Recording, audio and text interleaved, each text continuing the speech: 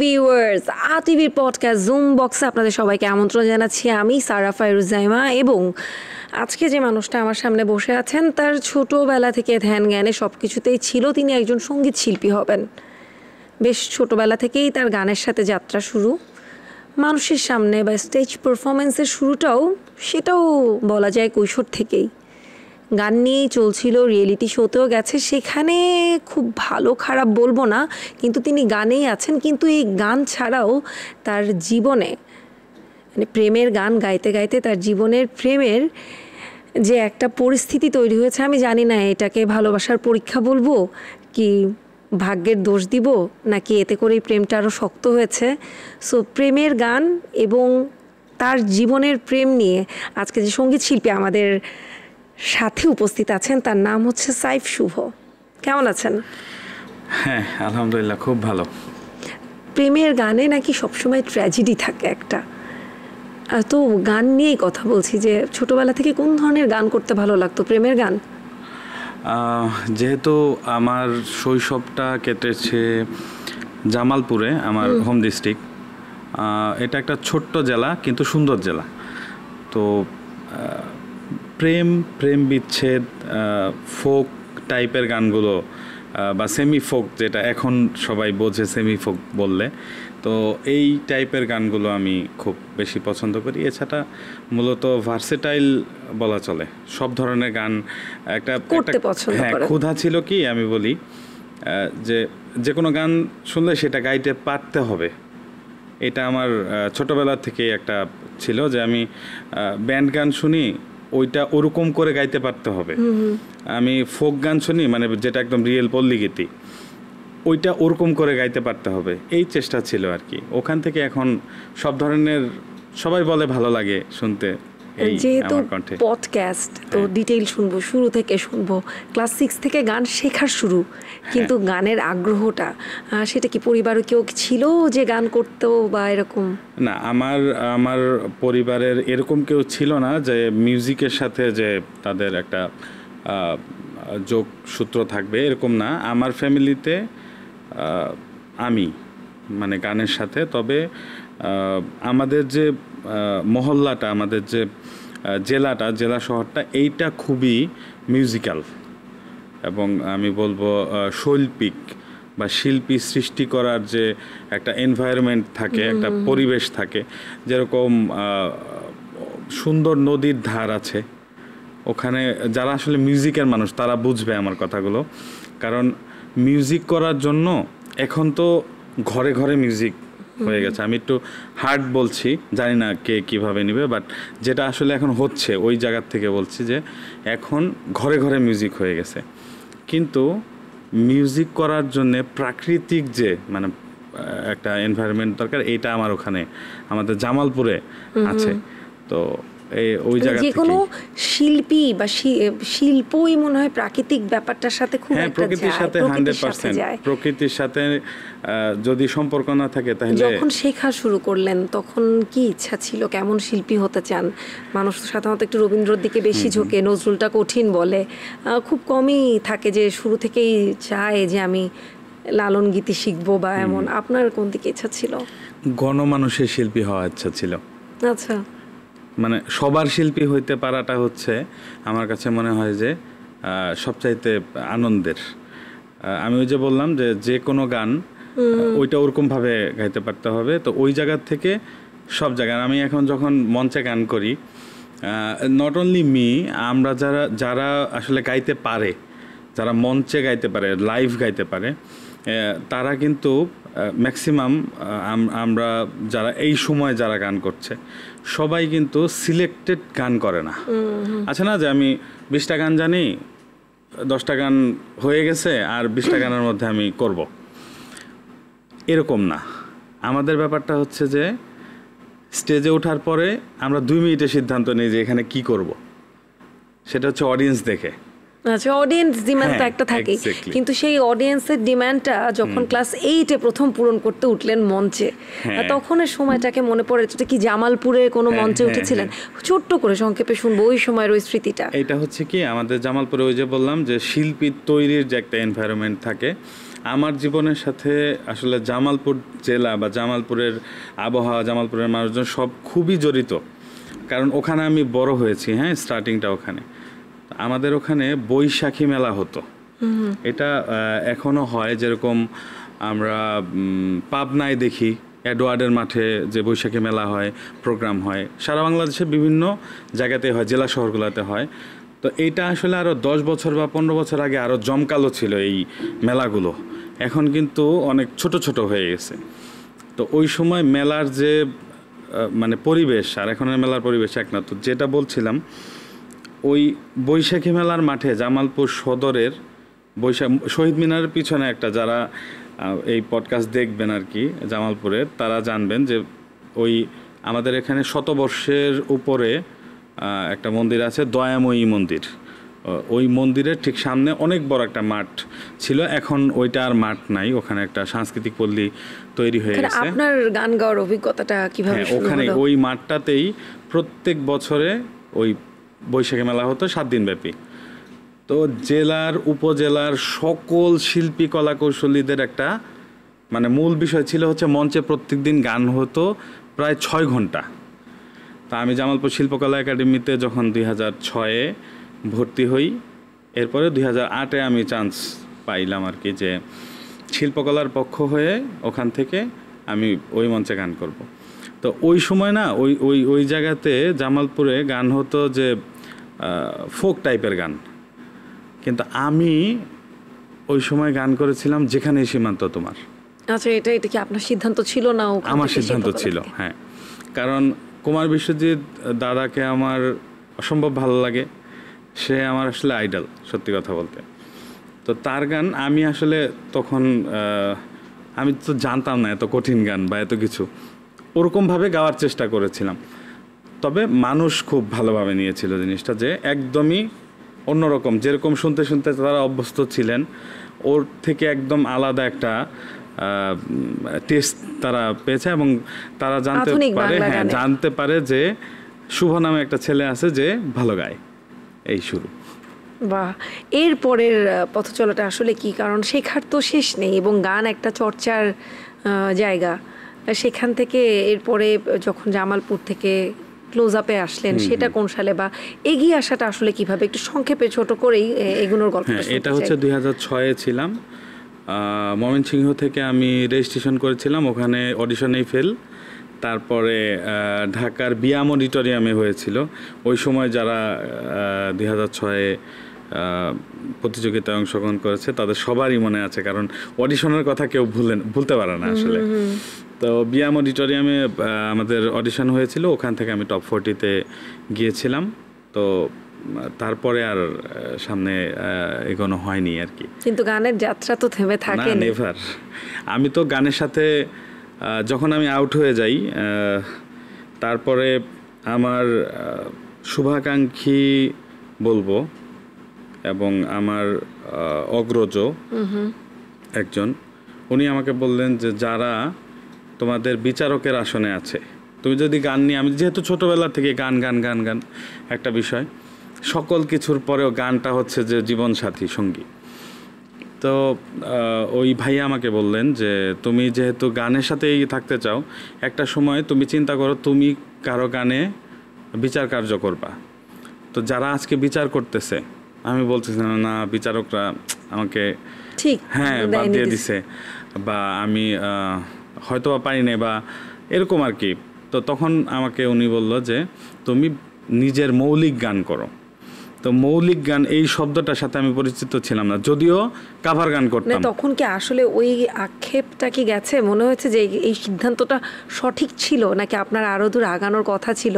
আপনি কোনো একটা, যেহেতু রিয়েলিটি শোতে অনেকেই অনেক সময় কথা বলে উঠছে যে রিয়েলিটি শোর একটা শোর রাজনীতির ভেতরে পড়ে যায়। ওই হচ্ছে কি 2006-এ 5-এ 6-এ এরপরে 2-3 বছর পর্যন্ত আমি যেহেতু এই যাত্রার সাথে ছিলাম, আমি একদম স্পষ্ট বলতে চাই যে ওই সময়গুলোতে রিয়েলিটি শোতে একদম মানে চুলচেরা বিশ্লেষণ করা হতো এবং সঠিক বিশ্লেষণ করা হতো। ওই সময় যারা বিচারক ছিলেন, এখনও তাদের মধ্যে অনেকে আছেন, দেশের অনেক দেশসেরা যারা সঙ্গীতজ্ঞ, তারা এখানে বিচার কার্য পরিচালনা করেন, তো ডেফিনেটলি তারা বুঝেই করেন। ওই সময় হয়তো বা আমি বলেছিলাম, আমি ওইটাই তুমি একদম ঠিক জায়গাটা ধরেছো, যে আমি বলতে গিয়েও মনে হয় বললাম না যে বিচারকরা আমাকে বাদ দিয়ে দিয়েছে, তাদের ভুল, তারা বুঝতে পারে না বা কিছু না। নো, এটা নেভার, কখনো হয় না এই জিনিস। ব্যাপারটা হচ্ছে তারা জানে বিধায়ী তারা ওখানে আছে। এটা আসলে ওই সময় বোঝা যায় না, এখন বুঝি।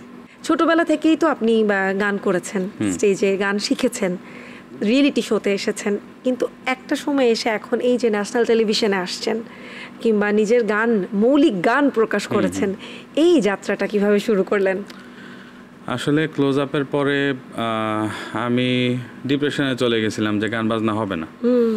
তো তারপরে যখন, কিন্তু গান তো ছাড়া যায় না, আসলে গান ছাড়তে পারি নাই। তখন মৌলিক গানের দিকে, যেহেতু মৌলিক গান হচ্ছে একটা শিল্পীর পরিচয়, কারণ মৌলিকত্ব যদি না থাকে তাহলে শিল্পিত্বের আসলে কোনো মানে নেই। এটা অনেক পরে বুঝতে পেরেছি, কিন্তু আমি যাত্রা শুরু করে দিয়েছিলাম। গান থেকে কখনো আমি মানে ডিস্ট্র্যাক্ট হই নাই, ট্র্যাকের মধ্যেই ছিলাম।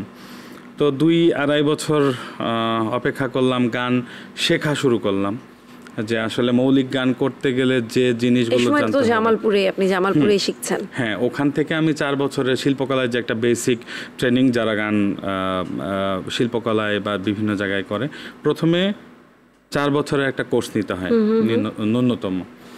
তো ওইটা আমি প্রথমে নিলাম জামালপুর জেলা শিল্পকলা একাডেমি থেকে। এরপরে আমি বিভিন্ন আমার ওস্তাদদের কাছে আমি একদম বসে শেখার চেষ্টা করলাম যে কিভাবে ভালো গান শেখা যাবে। এই যে গানের নিয়ে আপনার ধ্যান জ্ঞান যেটা হয় আর কি, যে আমাদের দেশে কিন্তু এখন পর্যন্ত গানটাকে বা যে কোনো শিল্পকে পেশা হিসাবে, সেটা গান হোক, অভিনয় হোক, নৃত্য হোক, পেশা হিসাবে বেছে নিতে গেলে আমাদের বাবা মারা কিন্তু খুব ওয়ারিড হয়ে যায়, প্যারেন্টসরা বা ফ্যামিলি মেম্বার। আপনার দিক থেকে পরিবারের কি অবস্থা ছিল তখন? ব্যাপারটা হচ্ছে কি, সব বাবা মাই চায় যে তার সন্তান, ছেলে হোক বা মেয়ে হোক, তার সন্তান সাকসেসফুল হোক, ভালো থাকুক, ভালোভাবে চলুক। এখন গান করে বা মিউজিক করে, আপনার বাবা মা কি বলেছিল আপনাকে? হ্যাঁ, সেটাই বলছি, যে গান করে মিউজিক করে যে ভালো কিছুও করা যায়, সেটা আসলে ওই সময়ের বাবা মারা হয়তো বা এখনও বুঝতে চায় না, কিন্তু গান করে সত্যি ভালো কিছু করা যায়। আমার বাবা মা প্রথমে প্রচুর বাধা দিয়েছে যে না, এটা হবে না, এই গান করে কি হবে, গান করে কিভাবে মানুষ চলবে। কারণ গানের ব্যাপারে একটু অন্যরকম, যেহেতু মফস্বলের, তারা ওরকমভাবেই ভেবেছে যে না, গান করে কিভাবে জীবন চলবে। কিন্তু আমি মাকে, বাবাকে আমি বোঝাতে সক্ষম হয়েছি যে, আর তারা সবসময় দেখেছে আমাকে যে আমি সবসময় এটার মধ্যে আমার ঝোঁক, প্রচণ্ড ঝোঁক। তো তারাও অনেক হেল্প করেছে পরবর্তীতে, না হলে বাবা মার হেল্প ছাড়া আমি এত দূর আসতে পারতাম না। তখন শুরুতে যখন গান করতেন, কোন ধরনের গানগুলো করতে? আধুনিক গান, প্রেমের গান করতে বেশি ভালো লাগতো? আমার শুরুর দিকে আমার মনে আছে, আমি ক্লাস 2তে পড়ি, এটা আমি অনেক ইন্টারভিউতে বলেছিলাম যে আমার গানের স্টার্টিং যতদূর একদম শেষ মেমোরি মনে পড়ে, শুরুর দিকের মেমোরি, সেটা হচ্ছে যে আমাদের জয়েন্ট ফ্যামিলি ছিল। আমার বাবা, চাচারা অনেক বড় ফ্যামিলি। তো ওই সময় না লোডশেডিং হতো অনেক। সন্ধ্যার পরে আমার টিচার আসতেন, অঙ্কের টিচার। তো আমি শুধু চিন্তায় থাকতাম যে ধরো আমি 10 মিনিট 15 মিনিট পড়া হয়েছে, এর মধ্যে লোডশেডিং। তো স্যারও চলে যেত, আমি সবসময় ওই লোডশেডিংয়ের টাইমটাকে কাজে লাগাইতাম। তখন আমি গান করতাম কুমার বিশ্বজিৎ স্যারের, গান করতাম এন্ড্রু কিশোর স্যারের আমার সারা দেহ খেয়ে গো মাটি, এই টাইপের গানগুলো আমার খুব ভালো লাগতো। তা আমি তখন একদম চারিদিকে যে অন্ধকার, ওইখানে আমি মনের মতো একদম খুব জোরে জোরে গান করতাম আমার সারা দেহ খেয়ে গো মাটি, এই টাইপের গানগুলো। কুমার বিশ্বজিৎ স্যারের গান করতাম তুমি যদি বলো পদ্মা মেঘনা। এগুলো তো একদম ছোটবেলায়, কিন্তু যখন মানুষের জন্য গান করতে শুরু করলেন তখন কোন ধরনের গান করতেন? মানুষের জন্য গান যখন মঞ্চে গান করা শুরু করলাম, তখন সমসাময়িক গানগুলো আমি করতাম। আধুনিক গানগুলো? হ্যাঁ, সমসাময়িক, ওই সময়ের পরিচিত যে গানগুলো, মানে কালের বিবর্তনে একদম কালের সাথে সাথে আমি যে গানগুলো গণমানুষ পছন্দ করে, হোক সেটা ফোক, হোক সেটা আধুনিক, হোক সেটা ব্যান্ড বা সেমি রক যেটাকে বলে, বা সেমি মেলো, এই টাইপের গানগুলো দিয়েই আমি মানুষের খুব কাছাকাছি পৌঁছানোর চেষ্টা করতাম। মানুষও ভালো বলে, ভালো বলতো, এখনো ভালো বলে। গান বা এই ধরনের শিল্পের জন্য, সুরের জন্য প্রেম এবং প্রেমের থেকেও নাকি বেশি জরুরি বিরহ, সত্যি নাকি?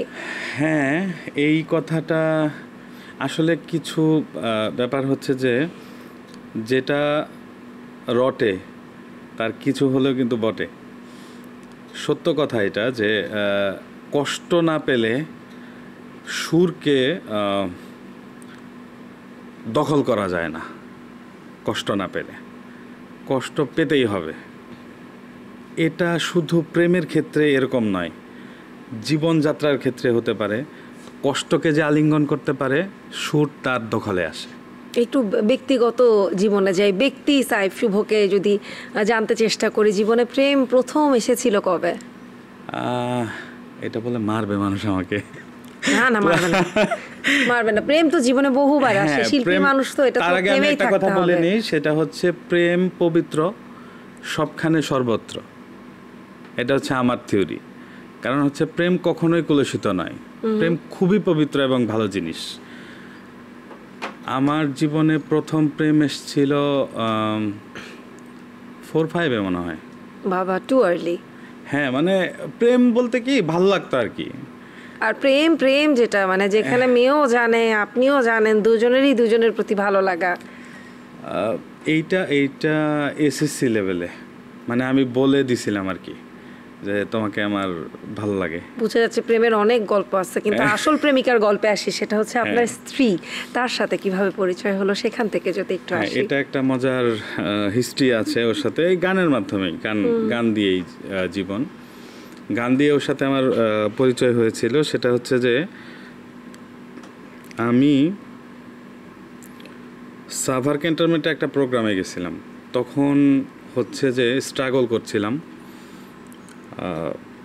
কিভাবে দাঁড়ানো যায় গানের জীবনে, গানের জগতে। কোন সালের ঘটনা? এইটা হচ্ছে 2009-10।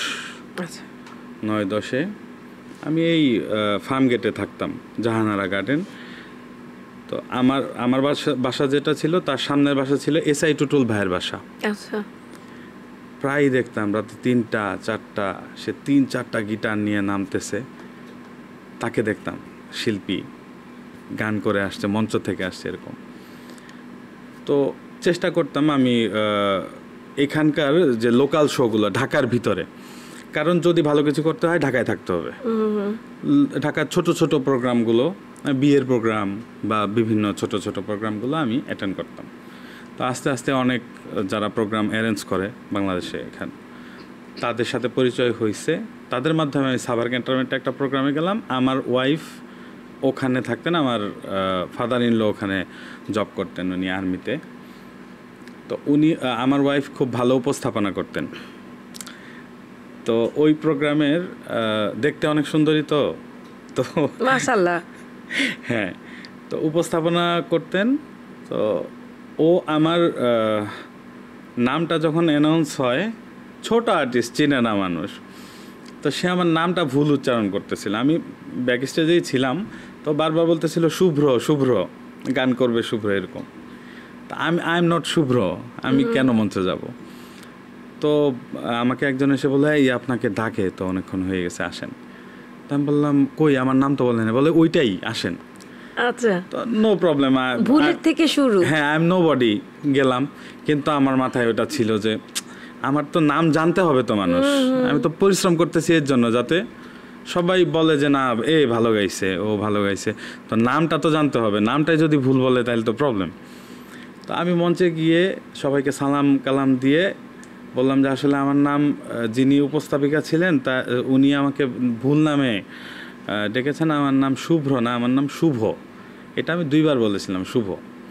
তো তারপর থেকেই সে ভেবে নিছে যে হ্যাঁ, সে আমাকে ইনসাল্ট করছে, ভুল বলছি তো কি হয়েছে, সে কে? গল্প। হ্যাঁ হ্যাঁ। তো এরপরে শো শেষ হয় ভালো করে। তার তারপর নামটাও একটু বলেন, এখন তো তার নাম। হ্যাঁ, ওর নাম হচ্ছে মিলি। আমার জীবনে সবচাইতে মূল্যবান যে বিষয়টা বা যে মানুষটা, যে এটা হচ্ছে মিলি, সত্যি। বাহ। তো তারপরে কি গানের অনুষ্ঠান মানে স্টেজ থেকে নামার পর তখন হ্যাঁ, তারপরে মিলির তো সাথে মানে কথা আমাকে হলো? মানে একদম ধুয়ে ফেলছে টোটাল। আপনি যে কি ভাবেন, আমি বললাম শাহরুখ খান। বলে শাহরুখ খান কি এত কালো? তাই আমি বললাম যে না, আমি গানের শাহরুখ খান। বলে নাম করেন, নাম, কেউ ভুল বলবে না। এই জিনিসটা মাথায় ছিল। দারুণ কথা কিন্তু, হ্যাঁ। হ্যাঁ, এই জিনিসটা মাথায় ছিল। তা আমি আগের থেকেই পরিশ্রমী ছিলাম এবং আমার একটা বিশ্বাস ছিল যে আমি ভালো করব। ফোন নাম্বার আদান প্রদানের বিষয়টা আসলো ফোন কখন? নাম্বারটা হচ্ছে ও কোথাও থেকে ম্যানেজ করেছিল, যে আমাদের যে প্রোগ্রাম অ্যারেঞ্জ করেছে ওনার কাছ থেকে। কারণ ওখানে আমার শ্বশুর যেহেতু ওখানে চাকরি করত, অফিসারের মেয়ে ফোন নাম্বার চাইলে তো দিতে হবে কোনো না কোনোভাবে। সে ইন্টেলিজেন্ট গার্ল, সে অ্যারেঞ্জ করছে। তো তারপরে ওই মাঝে মাঝে আমাকে মেসেজ করতো নিজেকে কি ভাবেন। ও, এইটা কোন সালে? এইটা 2009। আচ্ছা। 9-এর দিকে। তো আমি তখন প্রথম বুঝতে পারি নাই, বাট যখন 4-5 বার হয়ে গেছে তখন বুঝতে পারলাম যে এইটা কে। তো আমি ফোন করলে সে ফোন ধরে না, শুধু দিনে 2-3 বার করে মেসেজ দেয় নিজেকে কি ভাবেন। আচ্ছা, এই হচ্ছে ব্যাপার। এইভাবে আমাদের পরিচয়। এরপরে আসলে যেহেতু আমি এইভাবে পরিচয় না, এটাই ইন্টারেস্টিং, এটাই আগে একটু শুনি যে এরপরে জানলেন কবে যে এটাই সে?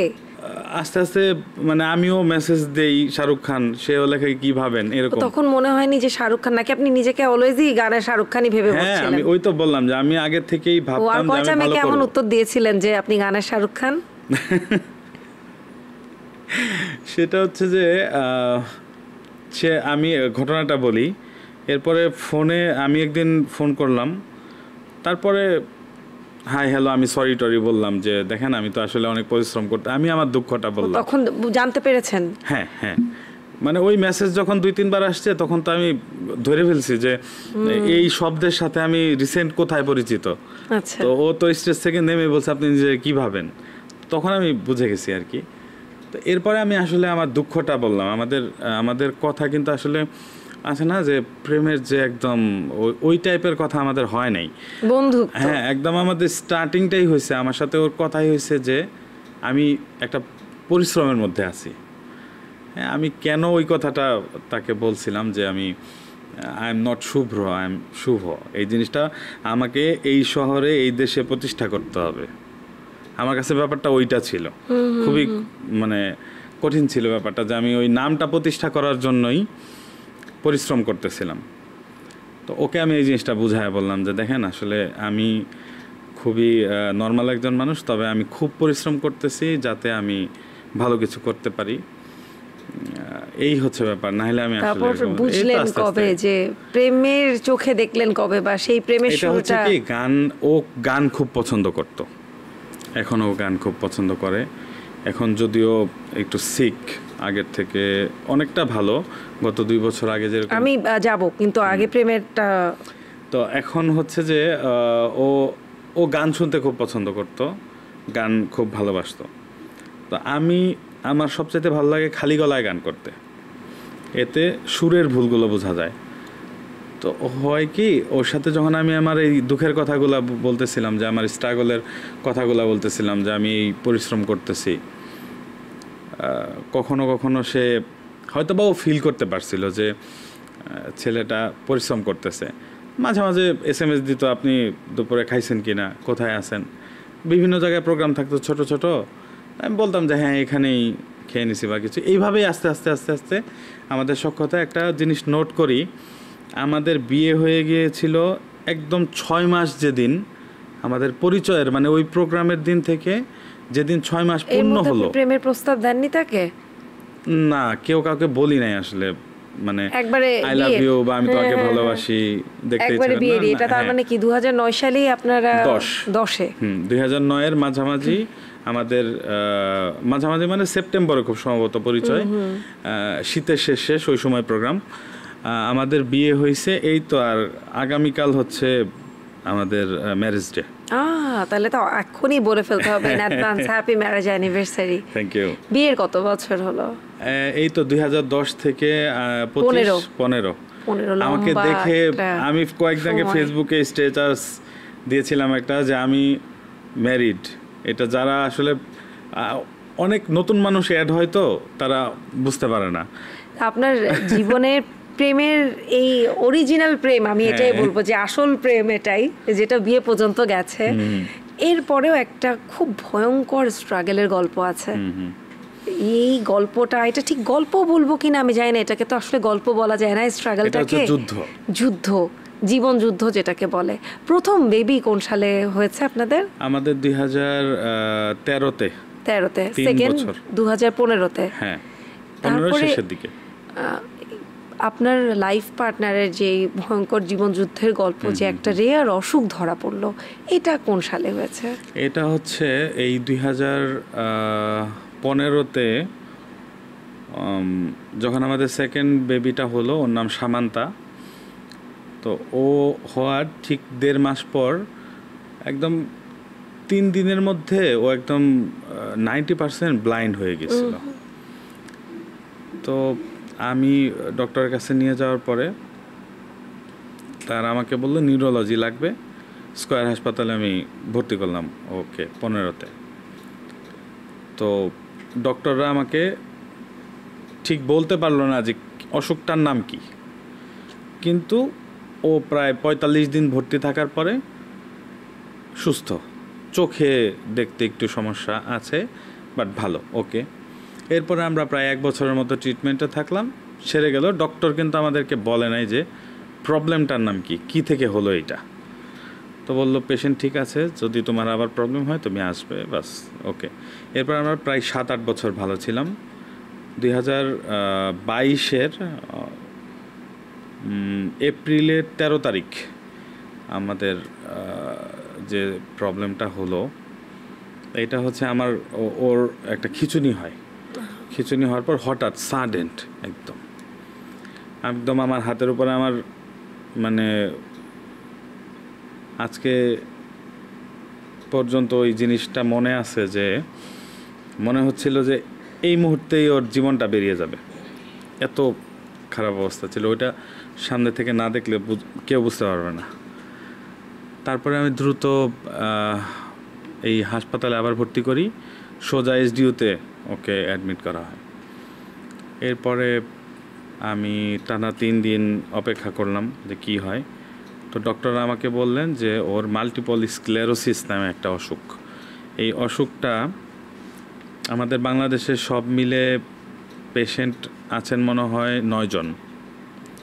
আর ইন্ডিয়ার মতো এত বড় একটা, যেহেতু ওখানে আমরা ট্রিটমেন্টে গিয়েছিলাম, রেগুলার ট্রিটমেন্ট ওখানেই হচ্ছে, ওখানে টোটাল জনসংখ্যার মধ্যে 1.5 লাখ আছে মাত্র, 1,68,000 মতো। তো এইটার প্রবলেমটা হচ্ছে এটা অটো ইমিউন মনে হয়, অটোইমিউনিটি ডিজিজ। এক্স্যাক্টলি, হ্যাঁ। এই অসুখটা, এটা হচ্ছে যে সবচেয়ে খারাপ দিক হচ্ছে এটা ভালো হয় না। আচ্ছা, ভালো হবে না, চিকিৎসা নেই না, এটা ভালো হবে না। এটা হচ্ছে যে শরীরে অ্যাটাক করে, বিভিন্ন ভাইটাল অর্গানে অ্যাটাক করে এবং সেটাকে ড্যামেজ করে। মূলত কি ব্রেন থেকে? নিউরোলজিস্টের কাছে হ্যাঁ, ব্রেন থেকে না, এই অসুখটা মূলত সৃষ্টি হয় স্পাইনাল কর্ডে।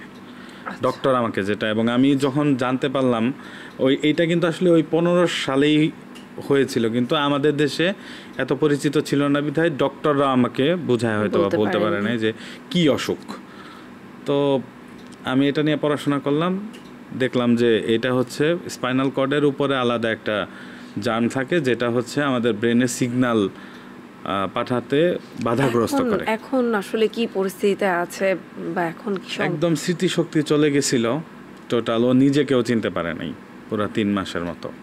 এটা কবে? এটা কতদিন আগে? এই তো 22-এ, এই যে গেল 2022-এর এপ্রিলের 13 তারিখ থেকে পুরা 3 মাস। মানে ওই যে খিচুনিটা উঠলো, তারপর 3 মাস পর্যন্ত আপনার ওয়াইফ আপনাকে চিনতে পারেনি, নিজেকেও চিনতে পারে নাই, নাথিং, খাবার দাবার থেকে শুরু করে নাথিং। অ্যান্ড এই জায়গাতে হচ্ছে আমার মিউজিক্যাল ক্যারিয়ারেও একটা বিশাল গ্যাপ পড়ে, কারণ সবার আগে হচ্ছে পরিবার, অবশ্যই সবার আগে, কারণ এখন আমার রেসপন্সিবিলিটি আছে। তো ওইটা আমাকে, ওই 3টা মাস সামাল দিলেন কিভাবে? উনি কি বাসাতে ছিলেন নাকি হসপিটালেই 3 মাস তখন থাকতে হয়েছে? হসপিটালে ছিলেন 1 মাস 10 দিনের মতো। তারপরে যখন ডক্টর বললেন যে এইভাবেই থাকবে, ট্রিটমেন্ট চালায় যেতে হবে, তুমি চাইলে নিয়ে যেতে পারো। তারপরে তো আমি বাসায় একদম একদম মানে ডক্টর আমাকে হাঁটা চলা করতে পারছিলেন হ্যাঁ, ওই মুহূর্তে, হাঁটা কিন্তু চলা করতে পারছিলেন, একদম কিন্তু আসলে কত কিছু কিছুটা চিনে না। সিনেমার মতো যে হ্যাঁ, একদমই মাসেল মেমোরি গুলো কাজ করতো, বা যেগুলো রেগুলার খাওয়া দাওয়া এই জিনিসগুলো চিনতে পারতো, সবকিছু ঠিক আছে, কিন্তু মানুষ চিনতে পারছে না। নাথিং, ও কিছুই চিনতে পারতেছে না।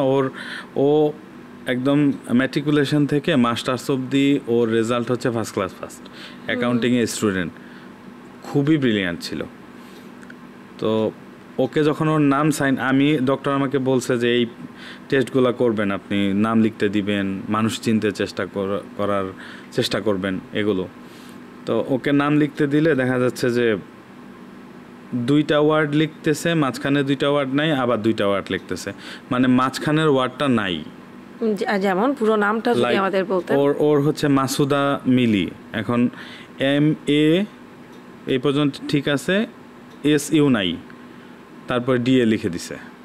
মিলি লিখতে গেলে MLI নাই, আবার LE আছে, এরকম মাঝখানে নেই। আজকের দিন পর্যন্ত ও ধরো যে কিন্তু ABCD এগুলো মানে মাসেল মেমোরি গুলো তার রয়ে গেছে, সে ABCD চিনতে পারছে। হ্যাঁ, ABCD তখন চিনতে পারে নাই।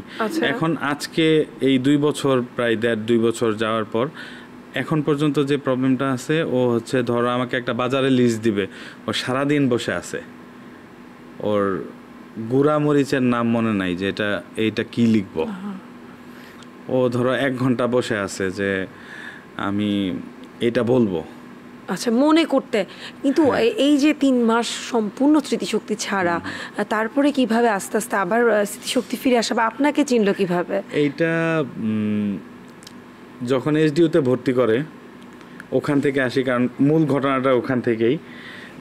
আমি এর আগে একটা জায়গায় বলেছিলাম ঘটনাটা, সেটা হচ্ছে যে SDU-তে ভর্তি করে এরকম পেশেন্টদেরকে যারা ফিরে আসে না সাধারণত।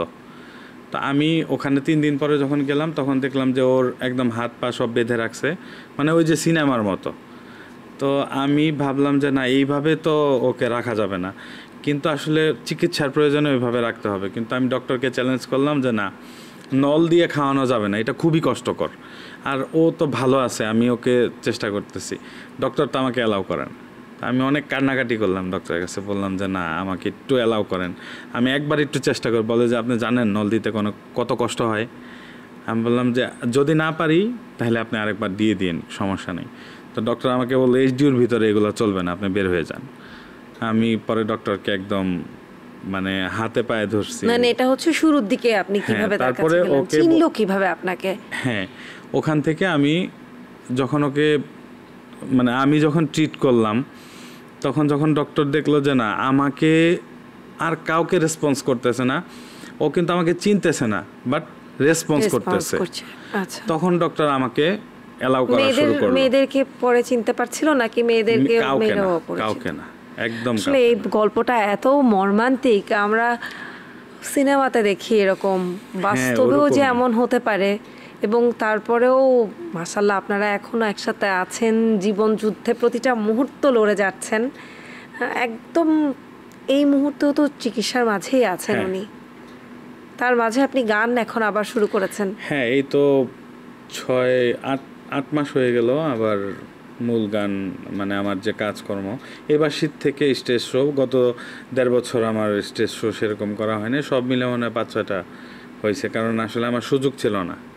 আমরা গানের গল্পে আবার একদম শেষ দিকে গান নিয়ে একটু শুনি, যে এই যে একটা গানের শুরুতে একটা স্ট্রাগল ছিল, গান যখন শিল্পী হিসেবে আত্মপ্রকাশ পাওয়ার, তারপরে অ্যাজ আ হাজব্যান্ড এখন পর্যন্ত, এটাকে আমি স্ট্রাগল বলবো না, কিন্তু স্ট্রাগল তো বটেই একজন মানুষ হিসেবে দুজনের একসাথে পথ চলার, এবং অবশ্যই আমি বলবো তীব্র ভালোবাসা লাইফ পার্টনারের প্রতি, মানে হ্যাটস অফ টু ইউ। তারপরে গান শুরু করেছেন, সামনে ঈদ আসছে, ঈদ নিয়ে কোনো নতুন কোনো পরিকল্পনা? ঈদের গান জন্য এবারের ঈদের জন্য ট্র্যাক রেডি হয়ে গেছে, এটা খুব সম্ভবত লেজার ভিশনের ব্যানারে আসবে, হয়তো বা জানতে পারবেন আর কয়েকদিনের মধ্যেই এটার কাজ।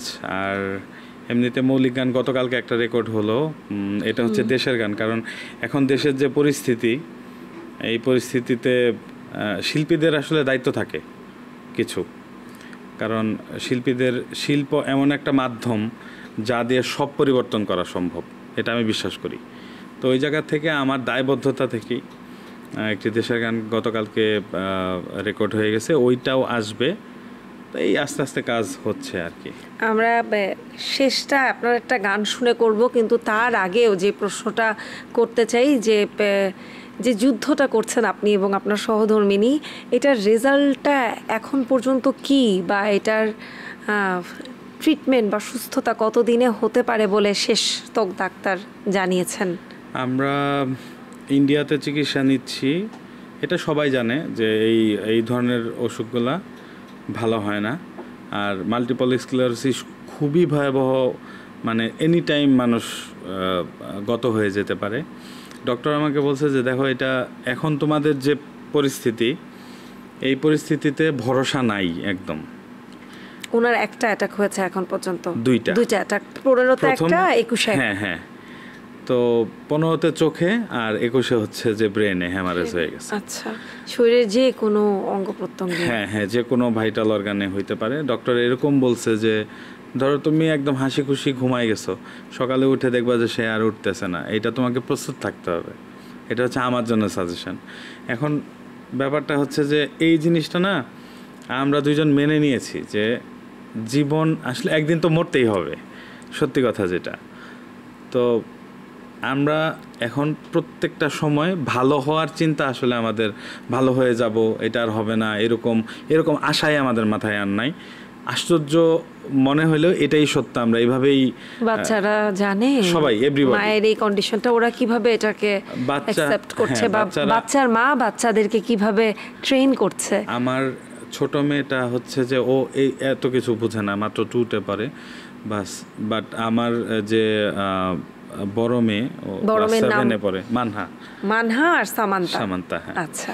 তো বড় মেয়ে হচ্ছে যে ও এমনিতে খুবই শান্ত, কিন্তু ও আমার সাথে অনেক কথা বলে, মায়ের ব্যাপারে অনেক কথা বলে। আমরা সবাই ওকে, মানে আমার ওয়াইফকে, আমাদের দ্বারা যতটুকু সম্ভব সম্পূর্ণ সময় ভালোবাসা এবং কেয়ার, এটা আমরা প্রোভাইড করছি এবং করব সবাই, এভরিবডি, উইথ সকল মেম্বার আমার ফ্যামিলির, আমার শ্বশুরবাড়ির ফ্যামিলির, 2 ফ্যামিলির সবাই, এবং আমরা সবাই ওকে সর্বোচ্চ অ্যাটেনশন দিচ্ছি। তারপরে বাকিটা আল্লাহ জানে। আমাদের এরকম চিন্তা আর নাই যে আমাদের অনেক দিন বাঁচতে হবে। আমরা প্রত্যেক দিনই বাঁচি যে এটাই আমাদের শেষ দিন, একসাথে হইতে পারে, ওইসব নিয়ে আমরা ভাবি না। আমরা বাকিটা আল্লাহর ইচ্ছা, এই আর কিছু করার নাই। আসলে হইতে পারে যে কোনো কিছুই। অনেক কঠিন বাস্তবতার সম্মুখীন আপনি, বা সামনে দাঁড়িয়ে প্রতিটা মুহূর্ত পার করছেন সাইফ শুভ। আশা করি নিশ্চয়ই আল্লাহ তাআলা দেখবেন, এবং নিশ্চয়ই, আমি জানি না, দুনিয়াতে তো অনেক মিরাকেল হওয়া সম্ভব, হয়তোবা এখানেও হতে পারে, হয়তোবা যেহেতু কোনো নির্দিষ্ট সময়কাল নেই, হয়তোবা এই পরের অ্যাটাকটাই এমনই একটা সময় আসুক যে সময় মৃত্যুটা হয়তোবা একটা বয়সের পর আমরা মৃত্যুটা মেনে নিতে পারি। হয়তোবা ততদিন পর্যন্ত যাতে আল্লাহ তাআলা আপনার লাইফ পার্টনারকে সুস্থ রাখে, এই কামনা থাকলো, এই দোয়া থাকলো আল্লাহর কাছে। কিন্তু শেষটা এরকম স্যাডভাবে করতে চাই না একেবারেই। খুব ভালো লাগলো আড্ডা দিয়ে। আপনার গান যেহেতু নিয়ে আজকে আমরা একজন সঙ্গীত শিল্পীর কাছে, তার গানটা দিয়ে শেষ করব, এবং আশা করি এটা আপনি মিরি ভাবিকে ডেডিকেট করে একটা গান শোনাবেন। তার আগে দর্শকদের উদ্দেশ্যে যদি কিছু বলতে চান। একটা কথা বলবো, সেটা হচ্ছে যে ভালোবাসার মানুষকে ভালোবাসুন, শুধু ভালোবাসুন। ভালোবাসার উপরে পৃথিবীতে আর কিছু নাই, শুধু ভালোবাসাই থেকে যায়। Thank you so much. দর্শক, আজকের মতো এখানে বিদায় নিতে হচ্ছে আরটিভির পডকাস্ট জুম বক্স থেকে। আগামী পর্বে আবারও নতুন কোনো অতিথি নিয়ে হাজির হয়ে যাব, আর আজকের শেষটা একটু ভিন্নভাবে করব, এবং সেটা হচ্ছে সাইফ শুভর গান দিয়ে, যে গানটা তার সহধর্মিনীকে ডেডিকেট করেই আমাদেরকে নিশ্চয়ই শোনাবেন। শিওর। এই গানটা আমার প্রথম অ্যালবাম হৃদয়ের ভাষা, এটা 2013-তে রিলিজ হয়েছিল লেজার ভিশনের ব্যানার থেকে। ওইটা সেকেন্ড ট্র্যাক ছিল এবং এইটাই হচ্ছে অ্যালবামের কাভার সং ছিল। মূল গানটা গাইছি একটু যাতে কপিরাইটে না আসে, ওরকমভাবে গাইছি। হ্যাঁ, ঠিক আছে। এই চোখে চোখ রেখে দেখো আমাকে, কত ভালোবাসি তুমি বুঝবে নিজে। এই চোখে চোখ রেখে দেখো আমাকে, কত ভালোবাসি তুমি বুঝবে নিজে। ভালোবাসি তোমাকে সত্যি কথা, শুনে যাও না এই হৃদয়ের ভাষা। শোনো শোনো মেয়ে, একটি কথা, ভালোবাসবে কি, আমায় দেবে কি ব্যথা। দারুণ দারুণ, thank you so much. Thank you.